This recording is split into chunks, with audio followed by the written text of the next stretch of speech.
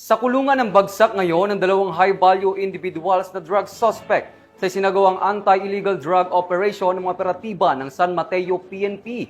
Mahigit 342,000 pesos na halaga ng shabu at baril, kumpiskado. Ang buong detalye ng report ay mula kay Patrolman John Lawrence Ilagan.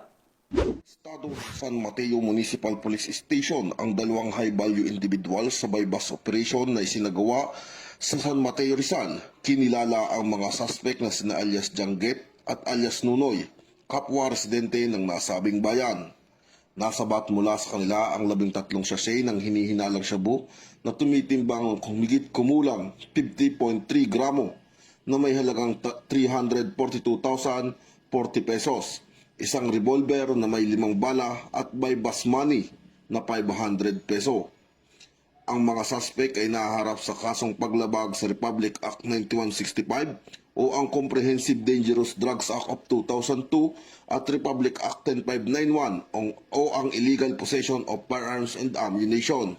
Ayon kay Police Colonel Politeo A. Gonzalgo, Provincial Director ng Rizal Police Provincial Office, ang operasyon ay bahagi ng pinaigting ng kampanya laban sa illegal na droga at kriminalidad sa kanilang lalawigan.